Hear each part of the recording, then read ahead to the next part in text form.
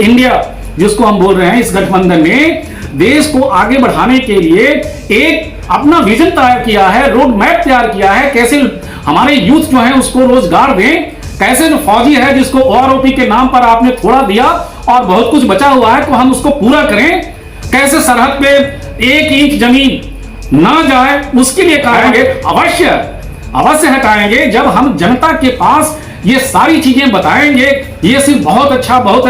आपने सुना होगा 2005 के इलेक्शन के टाइम में राइजिंग इंडिया, शाइनिंग इंडिया, कहां गया वो इंडिया? कभी नहीं आए अटल जी दोबारा से। क्यों? उनके जो दूसरे जो समझदार, जो उनको समझाने वाली टीम थी, जो कोर कमेटी थी, उन लोगों ने गलत किया। अटल जी को मैं गलत नहीं मानता हूं, बहुत अच्छे नेता थे। नमस्कार, आदाब, सलाम, सत श्री अकाल। आप देख रहे हैं SR न्यूज। मैं रिजवी, मैं अभी मौजूद हूं ब्रिगेडियर प्रवीण कुमार, रिटायर्ड प्रदेश महासचिव भी हैं आरजेडी के। अभी जो राजनीति का जो उथल पुथल है, जो मुंबई में बैठक हुई है, लगातार ये तीसरी बैठक थी। सबसे पहले नीतीश कुमार ने तमाम जो पूरे हिंदुस्तान की पार्टियां हैं, तमाम को एकजुट करने की जो कोशिश थी, उनका रंग लगभग दिखाई दे रहा है, रंग लाता हुआ। तमाम पार्टियां एकजुट हो चुकी है। मुंबई में तमाम जो बैठकें हैं वो कल हो चुकी है और जो एक सदस्य जो टीम बनने वाली थी, 13 लोग की एक टीम बनी है, जिसमें आरजेडी के तेजस्वी प्रसाद यादव हैं, जेडीयू के ललन सिंह हैं। तमाम पार्टियां के सब लोग को इसमें शामिल किया गया है। उन्हीं विषय में जानना चाहेंगे। मुंबई में बैठक हुई, तीसरी बैठक थी, क्या निर्णय, क्या लगता है ये 24 में मोदी को बाहर कर पाएंगे? ऑलराइट रिजवी जी, सबसे पहले तो आपके दर्शकों को और जो श्रोतागण हैं उनको सभी को जय हिंद। फौजी हूँ इसलिए जय हिंद कहना चाहूँगा। और एक फौजी होने के नाते मैं किसी जाति विशेष, किसी धर्म विशेष में विश्वास नहीं करता हूँ। हम लोग फौज में रहते समय सब जाति के, सब धर्म के लोग एक दूसरे के साथ कंधे से कंधे मिला के हम लोग लड़े हैं और वैसा करते समय अपनी जान की कुर्बानी दिए हैं या घायल हुए हैं। तो वो जज्बा जो फौज में रहा है वो अभी भी है। अगर हमसे कोई पूछता है कि क्या जाति है आपकी, तो मैं उसको यही बताता हूं कि मेरी जाति है सैनिक और मेरा धर्म है राष्ट्र धर्म, बिकॉज यही अभी तक निभाते आए हैं। नाउ आपने जो टॉपिक अभी बताया, तो मैं आरजेडी से जुड़ा हुआ हूं, 2-3 सालों से जुड़ा हुआ हूं उसके सेवानिवृत्ति के पश्चात, और देख रहा हूं कि नई सोच के साथ में जो हमारे एक यशस्वी नेता तेजस्वी जी हैं, वो आदरणीय लालू जी के मार्गदर्शन में अभी एक चेंज अप्रोच लेके आए हैं। A to Z की पॉलिसी लेकर उन लोगों के द्वारा अभी नीतीश जी के साथ में आकर के लालू जी ने, तेजस्वी जी ने, अभी इन लोगों ने बिहार के कल्याण के लिए एक साथ होके काम करना शुरू किया है। और उसी के तहत राष्ट्रीय स्तर पे, प्रदेश स्तर से उठ करके अब ये राष्ट्रीय स्तर तक नीतीश जी ने, श्री लालू प्रसाद जी ने और तेजस्वी जी ने इस चीज को ले गए हैं कि क्यों ना हम एक ऐसी मोर्चाबंदी करें, एक देश की जनता को एक ऐसा ऑप्शन दें कि ऐसा नहीं है कि हम निरीह हैं और बेसहारा हैं और बेचारा हैं, और जो भी केंद्रीय स्तर पे जो निरंकुशता है, एक तरह से अगर मैं कहूं तानाशाही है, अगर एक तरह से कहूं, जिसके तहत प्रेस के ऊपर भी अनलिखित एक तरह से उन्होंने प्रेशर डाला हुआ है प्रेस के ऊपर, अगर मैं ये बताऊं तो मैनेज किया हुआ है, कंट्रोल किया हुआ है, विभिन्न तरीके हैं उसके।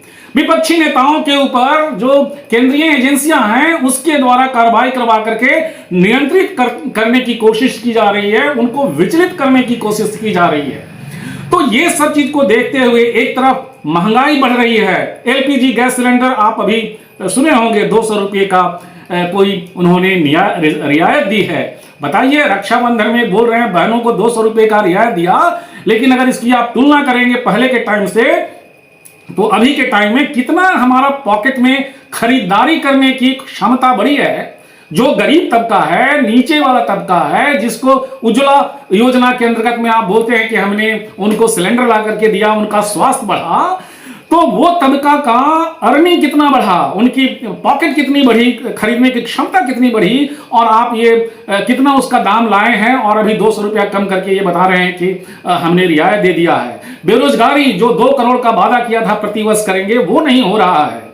तो ये सब चीजों को देखते हुए हमारी पार्टियों ने इनिशिएटिव लिया और सभी इसमें गोलबंद होकर के एक तरह से उन्होंने दृढ़ संकल्प लिया है। आपने खुद ही बोला कि 13 सदस्यीय और शायद एक और का किसी का होगा 14 सदस्यीय एक संयोजक टीम बनाई गई है जो कि इस चीज को और आगे बढ़ाएंगे, कोऑर्डिनेट करेंगे, coordination committee kind of a thing. तो जरूरी है कि अगर हम सब एक साथ मिल जाएंगे, हम लोगों ने देश को आगे बढ़ाने के लिए एक विजन, इस जो INDIA इंडिया जिसको हम बोल रहे हैं, इस गठबंधन ने देश को आगे बढ़ाने के लिए एक अपना विजन तैयार किया है, रोड मैप तैयार किया है, कैसे हमारे यूथ जो है उसको रोजगार दें, कैसे जो फौजी है जिसको OROP के नाम पर आपने थोड़ा दिया और बहुत कुछ बचा हुआ है तो हम उसको पूरा करें, कैसे सरहद पे 1 इंच जमीन ना जाए उसके लिए कार्रवाई करें, कैसे हमारे नजदीक के पड़ोसियों से, हम G15 को तो ला रहे हैं लेकिन जो हमारा नजदीकी पड़ोसी है उसके साथ हमारे संबंध ठीक नहीं है, तो इनको कैसे हम ठीक करें। तो ये सारी चीजें अच्छा करने के लिए ये जो हमारा गोलबंदी हुआ है, जो हमने एक बनाया है इंडिया और जो फ्रंट तैयार किया है, तो जो आपका प्रश्न है कि क्या मोदी जी को हटाएंगे, अवश्य हटाएंगे जब हम जनता के पास ये सारी चीजें बताएंगे। ये सिर्फ बहुत अच्छा, आपने सुना होगा 2005 के इलेक्शन के टाइम में राइजिंग इंडिया, शाइनिंग इंडिया, कहां गया वो इंडिया? कभी नहीं आए अटल जी दोबारा से। क्यों? उनके जो दूसरे जो समझदार, जो उनको समझाने वाली टीम थी, जो कोर कमेटी थी, उन लोगों ने गलत किया। अटल जी को मैं गलत नहीं मानता हूं, बहुत अच्छे नेता थे। वैसे ही आज ये जो अम्ब्रेला एक बनाया हुआ है, केंद्रीय नेतृत्व जो है बीजेपी का, उसके ऊपर जो अम्ब्रेला बनाया हुआ है, जो कोटराई बोल रहे हैं, इन लोगों ने एक बहुत अच्छा इंडिया बोल रहे हैं, उसको ये हमारी इंडिया हराएगी। आगे भी इस गठबंधन जो बना है इंडिया, इसको आगे बढ़ाने के लिए मौका दिया जाएगा और दिया जा रहा है। लेकिन कोई चीजें होती हैं जो उसको समय आने पर समयानुकूल उसकी घोषणा की जाती है। तो ऐसा नहीं है, नीतीश जी की अवहेलना नहीं की जाएगी और न की जा रही है, बल्कि लोग उनको उनके साथ मिल करके आगे बढ़ रहे हैं। मतलब तैयारी लग रही है पूरी कंप्लीट है 24 की। बिल्कुल, जो इतना वक्तव्य मैंने दिया, तैयारी सिर्फ बोलने से नहीं होती है। हम लोगों ने जैसा कि बताया, मैंने कुछ मुद्दे उठाए। मणिपुर में देखिए क्या हो रहा है, सरकार असफल रह रही है उसको संभालने में। तो क्या हमारे भाई बंधु जो नॉर्थ ईस्ट में हैं उनको मरने दिया जाए इसलिए कि उनकी संख्या वहां पर अल्प है, उनका प्रतिनिधित्व चाहे लोकसभा हो उसमें कम है, इसलिए नहीं। हमारे लिए सभी देश के सभी भाई बंधु बराबर हैं।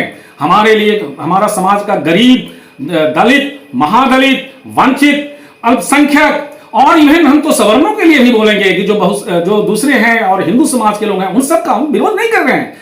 अरे भाई, हम जब बाकी जो वंचित रहा है सदियों से उसको उठा रहे हैं, तो इसका मतलब थोड़े ना हो जाता है कि जो वंचित नहीं रहा है, जो बहुत बढ़िया था, उसका हम विरोध कर रहे हैं। लोग इसको ऐसे पेश कर देते हैं। अगर जो हमारा अल्पसंख्यक भाई नीचे रह रहा था तो उसको हम अगर ऊपर ला रहे हैं, इसका मतलब थोड़े ना हुआ कि हम हिंदुओं का विरोध कर रहे हैं, नहीं। लेकिन हाँ, हमारी प्रायोरिटीज में है कि जो अभी तक नीचे दबा रहा है उसको ऊपर लाए। तो इसलिए हमारे पास विजन है।